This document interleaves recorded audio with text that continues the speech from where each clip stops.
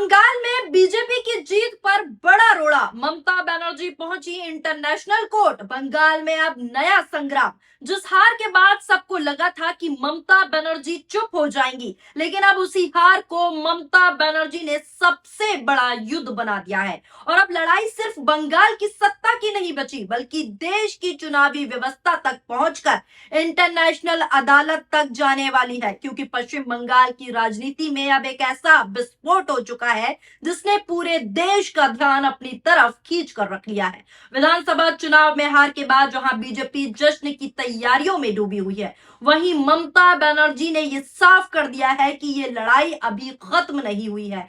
कालीघाट में हुई आपात बैठक में ममता बनर्जी ने बेहद आक्रामक तेवर दिखाते हुए कहा कि वो इस्तीफा नहीं देंगी। ये बात उन्होंने दोबारा दोहराई, कहा वो इस्तीफा नहीं देंगी। उन्होंने ये तक कह दिया कि चाहे राष्ट्रपति शासन लगा दिया जाए, लेकिन वो पीछे हटने वाली नहीं है, वो इंटरनेशनल अदालत तक जाएंगी। यह हेडलाइन देखिए, इस्तीफा नहीं दूंगी, चाहे राष्ट्रपति शासन लगा दो। हार के बाद ममता बनर्जी का रौद्र रूप, कहा सुप्रीम कोर्ट से इंटरनेशनल कोर्ट तक जाएगी टीएमसी। अगला हेडलाइन देखिए, बर्खास्त करो, नहीं दूंगी इस्तीफा। जिद पर अड़ी ममता, नए विधायकों से बोली पहनो काले कपड़े। अगला देखिए, बर्खास्त, काले कपड़े और राष्ट्रपति शासन। बंगाल हार की लड़ाई सुप्रीम कोर्ट तक ले जा सकती हैं ममता बनर्जी। सबसे बड़ा धमाका ममता बनर्जी ने कर दिया है ये कह के कि जरूरत पड़ी तो टीएमसी सुप्रीम कोर्ट से लेकर इंटरनेशनल अदालत तक जाएगी। अंतरराष्ट्रीय अदालत तक ये मामला पहुंच सकता है। ममता बनर्जी ने चुनावी नतीजों को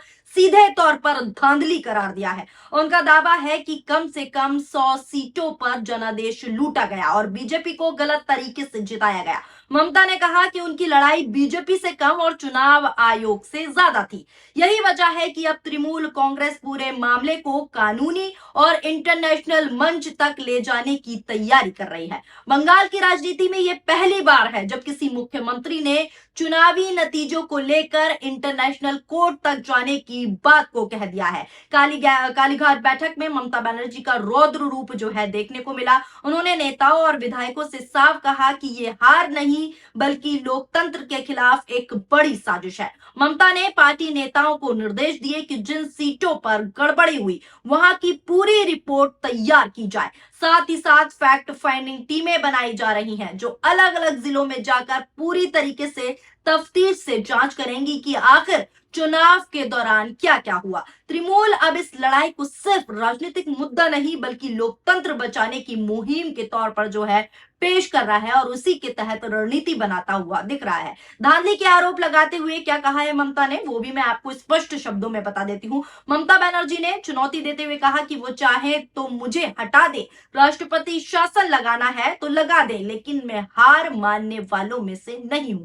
उन्होंने चुनावी नतीजों को धांधली करार देते हुए इसे सुप्रीम कोर्ट और जरूरत पड़ने पर अंतरराष्ट्रीय अदालत यानी कि इंटरनेशनल कोर्ट ऑफ जस्टिस में चुनौती देने का खुला ऐलान किया है। साथ ही उन्होंने ईवीएम की पारदर्शिता पर भी बड़े सवाल खड़े कर दिए हैं। सबसे ज्यादा चर्चा दोस्तों अब ईवीएम और काउंटिंग प्रक्रिया को लेकर ही हो रही है। इन दोनों चीजों पर बड़े बड़े आरोप टीएमसी लगा रही है। अभिषेक बनर्जी पहले ही आरोप लगा चुके हैं कि कई जगहों पर ईवीएम के सीरियल नंबर फॉर्म 17C से जो है मैच नहीं कर रहे थे। सीसीटीवी फुटेज जारी करने की मांग भी लगातार उठ रही है। अभिषेक बनर्जी भी सीसीटीवी फुटेज को कह चुके हैं कि जारी करिए। तृणमूल का दावा है कि काउंटिंग सेंटरों में उनके एजेंट्स को बाहर निकाला गया और कई घंटों तक संदिग्ध जो है गतिविधियां हुई। यही वजह है कि अब पार्टी अदालत में दस्तावेज और शिकायतों के साथ जाने की पूरी तैयारी कर चुकी है, फुल सबूतों के साथ। इसी बीच कांग्रेस से पवन खेरा भी ममता बनर्जी का जमकर समर्थन करते हुए दिखाई दे रहे हैं। उनका कहना है कि जिन मतदाताओं को बंगाल में वोट के अधिकार से जो है वंचित रखा गया, उन सीटों पर जीत का मार्जिन एसआईआर डेलीगेशन की संख्या से कम था। यानी सब कुछ आपके सामने है, दूध का दूध और पानी का पानी, ब्लैक एंड व्हाइट। पवन खेरा का कहना है कि सुप्रीम कोर्ट को संज्ञान लेना चाहिए और उन सीटों पर दोबारा मतदान होना चाहिए। ये सभी बातें कांग्रेस से पवन खेरा साफ तौर पर कहते हुए नजर आ रहे हैं। नजर डालिए क्या कुछ पवन खेरा ने कहा है। इन मतदाताओं को बंगाल में वोट के अधिकार से वंचित रखा गया, उन सीटों पर जीत का मार्जिन एसआईआर डिलीशन के नंबर से कम है। सब कुछ आपके सामने है, दूध का दूध, पानी का पानी, ब्लैक एंड व्हाइट। हम उम्मीद करते हैं कि माननीय सर्वोच्च न्यायालय भी इसका संज्ञान लेगा और मतदाताओं को उनके अधिकार फिर से देकर हमें लगता है कि उन सीटों पर फिर से पुनर्मतदान होगा। मार्जिन आपके सामने है। The number of people you deprived from the process of voting in Bengal. Look at the margins of victory on those seats. The margins of victory on those seats are less than the number of people you've deleted from the voters list. And those people are still waiting for their right to vote to be restored, and we hope and pray that the Honorable Supreme Court takes so much cognizance of this and restores their right to vote. सर्वोच्च न्यायालय की मैं इसलिए बार बार और मन में पूरी श्रद्धा के साथ हम लोग करते हैं, मेरा निजी मामला हो, आपका मामला हो, किसी का भी मामला हो, लोकतंत्र को बचाने में हमेशा सर्वोच्च न्यायालय की एक बहुत बहुत महत्वपूर्ण भूमिका रही है। अब इस पूरे घटनाक्रम ने बीजेपी की जीत पर भी बड़े और नए सवाल खड़े पैदा कर दिए हैं, क्योंकि जीत के तुरंत बाद बंगाल के कई इलाकों में हिंसा भड़क गई, जिसकी खबरें भी मैंने आपको लगातार दिखाई कि किस तरीके से हिंसा भड़की हुई है। तृणमूल कार्यालयों पर हमले हुए, आगजनी हुई और कई जगहों पर टकराव की घटनाएं भी सामने आई। ममता बनर्जी अब इस पूरे माहौल को आधार बनाकर ये कह रही हैं कि बंगाल में जनादेश के नाम पर डर और दबाव की राजनीति की गई। दूसरी तरफ बीजेपी की बात करूं तो बीजेपी इसे जनता का फैसला बता रही है और ममता पर हार स्वीकार न करने का सीधा आरोप लगा रही है। बैठक में जो है ममता बनर्जी ने पार्टी के भीतर भी बड़ा संदेश दिया। उन्होंने साफ कहा कि चुनाव के दौरान गद्दारी करने वालों की सूची बनाई जाए, यानी अब तृणमूल कांग्रेस सिर्फ बीजेपी से नहीं बल्कि अपने अंदर के नेता हैं, जो भीतर के नेता हैं उनके पार्टी के, उन पर भी नजर रख रही हैं। सबसे ज्यादा चर्चा उन 11 विधायकों की अनुपस्थिति की लेकर हो रही है जो इस बैठक में पहुंचे ही नहीं थे। तो कहीं ना कहीं ये भी चल रहा है कि अंदर ही अंदर जो है पार्टी में नई सुगबुगाहट शुरू हो गई है कि कहीं कुछ विधायक पाला बदलने की तैयारी तो नहीं कर रहे, शायद इसीलिए बैठक में ना हो। तो ममता बनर्जी ने बीजेपी के शपथ ग्रहण वाले दिन भी बड़ा राजनीतिक संदेश देने का फैसला किया है। उन्होंने सीधा निर्देश दिया है, सीधा कहा है कि उस दिन सभी तृणमूल कार्यालयों में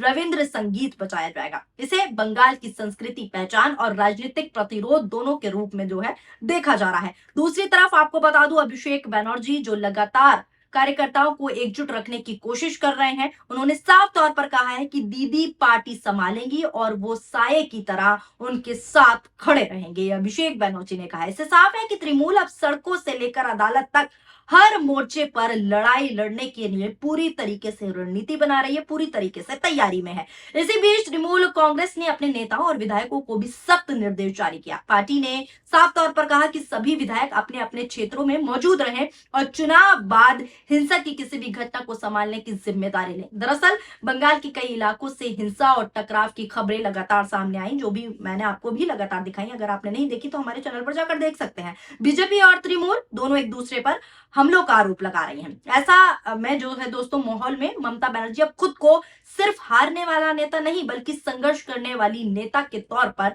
साफ तौर पर पेश कर रही हैं। सबसे बड़ी बात यह है कि ममता बनर्जी ने अब इंडिया गठबंधन को भी इस मुद्दे पर एकजुट करने की कोशिश तेज कर दी है और इंडिया गठबंधन एक साथ आ भी गया, जिस तरीके से बयान आ रहे हैं। अभिषेक बनर्जी ने साफ कहा कि असली लक्ष्य दिल्ली है, यानी बंगाल की लड़ाई को अब राष्ट्रीय राजनीति से जोड़ा जा रहा है। राहुल गांधी पहले ही चुनावी प्रक्रिया पर सवाल उठा चुके हैं और ममता का साथ दे चुके हैं और अखिलेश यादव भी सीसीटीवी फुटेज सार्वजनिक करने की मांग कर चुके हैं। हमारी मांग है, ये जानकारी के साथ साथ मांग है हमारी कि सुप्रीम कोर्ट तत्काल संज्ञान ले और बंगाल की मतगणना की सीसीटीवी पूरे देश के सामने लाइव उपलब्ध कराई जाए। हमारी मांग है सुप्रीम कोर्ट से तत्काल संज्ञान ले और बंगाल की मतगणना की सीसीटीवी पूरे देश के सामने लाइव उपलब्ध कराई जाए। अब ऐसे में विपक्ष अब बंगाल को लोकतंत्र और चुनावी पारदर्शिता के बड़े मुद्दे के रूप में जो है पेश करने की रणनीति बना रहा है। ममता बनर्जी का ये पूरा रुख बीजेपी के लिए भी एक नई चुनौती बन गया है, क्योंकि बीजेपी को उम्मीद थी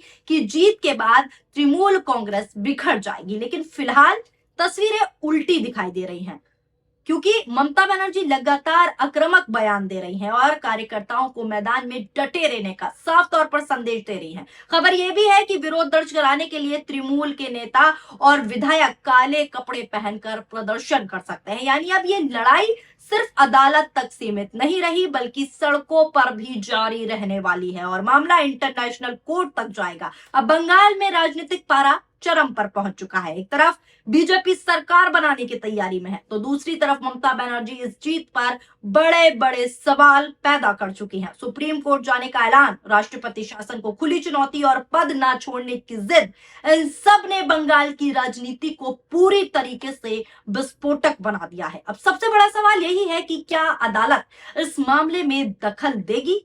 क्या चुनाव आयोग इन सभी आरोपों का जवाब देगा? और क्या ममता बनर्जी की ये लड़ाई सिर्फ बंगाल तक सीमित रहेगी या देश की राजनीति में नया तूफान खड़ा होने वाला है, या देश की राजनीति इंटरनेशनल कोर्ट तक जा पहुंचेगी, जहां पर ममता बनर्जी कह रही हैं कि उन्हें इंसाफ मिलके रहेगा और इंसाफ होके रहेगा कि अगर वो अदालत तक जाती हैं तो। फिलहाल इस पूरी खबर को लेकर आपकी क्या राय है, नीचे कमेंट बॉक्स में अपनी प्रतिक्रियाएं जरूर बताएं। वीडियो पसंद आई हो तो वीडियो को लाइक करें। अगर आप हमारी वीडियो फेसबुक पर देख रहे हैं तो फेसबुक पेज को फॉलो करें। अगर आप हमारी वीडियो यूट्यूब चैनल पर देख रहे हैं तो हमारे यूट्यूब चैनल PRB को सब्सक्राइब करें। शुक्रिया, धन्यवाद।